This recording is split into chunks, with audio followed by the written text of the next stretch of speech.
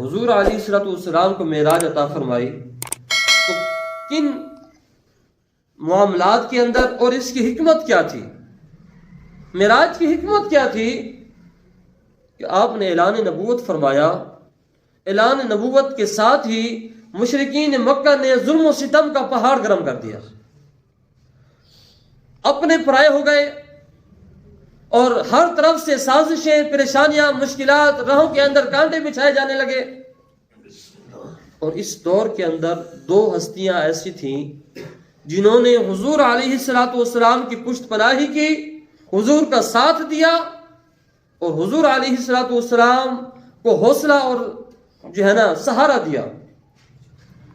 وہ حضرت ابو طالب اور سیدہ خدیجہ الکبریٰ ام المومنین سلام اللہ علیہ تھی. سبحان اللہ. اسی دوران 3 سال سوشل بائیکاٹ کے بھی گزرے. جب آپ کو ایک جگہ پر محصور کر دیا گیا، کیونکہ حضور علیہ الصلوۃ والسلام کے والدین، والدہ ماجدہ حضور علیہ الصلوۃ والسلام کی ولادت کے بعد وفات پا گئی تھیں، اور حضور کے والد گرامی آپ کی ولادت سے قبل ہی اس دنیا سے رحلت فرما گئے تھے. تو جو محاصرہ ہوا تھا، جو بائیکاٹ ہوا تھا، اس کے اندر حضرت ابو طالب بھی اور خدیجہ الکبریٰ بھی تھیں. اب 3 سال سوشل بائیکاٹ تھا، کوئی ملاقات نہ کر سکتا تھا، نہ کوئی ان سے مل سکتا تھا، نہ ان کو کوئی چیز فروخت کر سکتا تھا، نہ ان سے کوئی چیز لے سکتا تھا. 3 سال ان حالات کے اندر گزارنے کے بعد اب ان حالات کے اندر پتے کھا کر بھی گزارا کیا، بھوک اور پیاس برداشت کر کے بھی گزارا کیا. اب یہ سوشل بائیکاٹ ختم ہوا تھا اور اسی سال یہ 2 ہستیاں اس دنیا سے رحلت کر جاتی ہیں، حضرت خدیجہ الکبریٰ اور جناب ابو طالب. اور حضور علیہ الصلوۃ والسلام نے اس سال کو غم کا سال قرار دیا. جب ڈھال ختم ہوئی، مشرکین اور حضور کے درمیان جو ڈھال تھے وہ جناب ابو طالب تھے. وہ حضرت ابو طالب تھے جن کی وجہ سے مشرکین حضور کو ایذا دینے سے، تکلیف دینے سے حتی الامکان کتراتے تھے.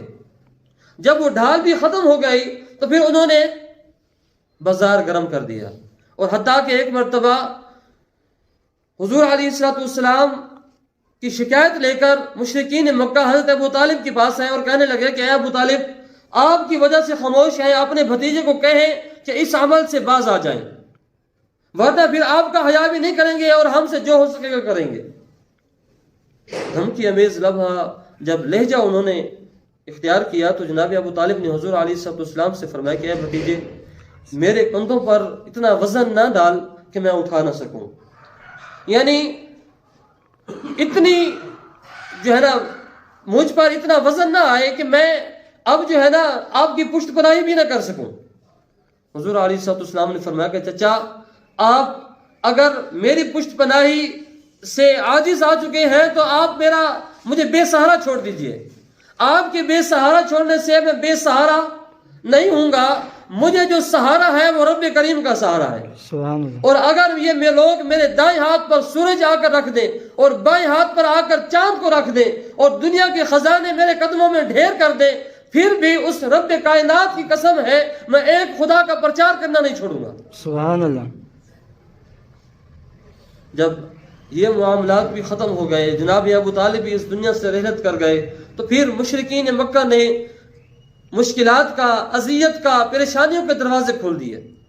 اب بندہ باہر کی مشکلات، پریشانیاں لے کر جب گھر آئے، گھر میں کوئی بزرگ بیٹھا ہو، والد بیٹھا ہو، وہ آپ کی پریشانی سنے، آپ کو سہارا دے، تو انسان کے حوصلے جمع رہتے ہیں، انسان کا حوصلہ بڑھ جاتا ہے، مشکل ختم ہو جاتی ہے. یا وفاشار بیوی ہو جو آپ کو سہارا دے تو پھر بھی مشکلات حل ہو جاتی ہیں. تو یہ سارے معاملات ختم ہو گئے. پھر جب قلب مصطفیٰ کثرت کے ساتھ غمگین رہنے لگا تو اللہ تبارک و تعالی نے فرمایا وَاصْبِرْ لِحُكْمِ رَبِّكَ فَإِنَّكَ بِأَعْيُنِنَا، اے حبیب اپنے رب کے حکم کا انتظار کریں. سبحان اللہ. فَإِنَّكَ بِأَعْيُنِنَا، بے شک ہماری نگاہوں کا مرکز آپ کی ذات ہے، سبحان اللہ. ہم آپ کو دیکھ رہے ہیں.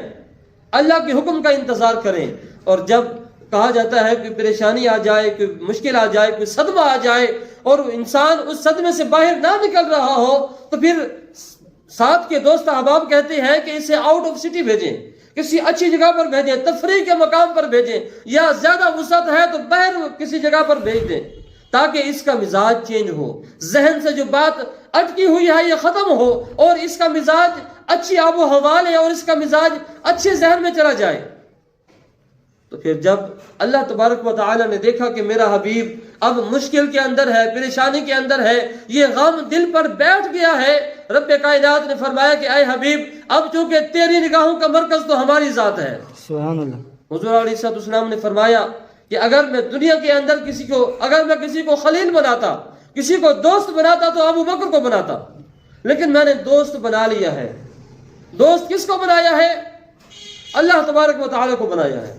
سبحان اللہ۔ اب کیونکہ آپ کی نگاہوں کا مرکز ہماری ذات ہے، آپ کا دل اگر خوش ہو سکتا ہے تو پھر اس رب کے دیدار کے ساتھ ہو سکتا ہے۔ پھر آج جبریل جائیں، فرشتوں کی برات لے کر جائیں اور اپنے میرے حبیب کو میری بارگاہ میں لے آئیں۔ سبحان اللہ۔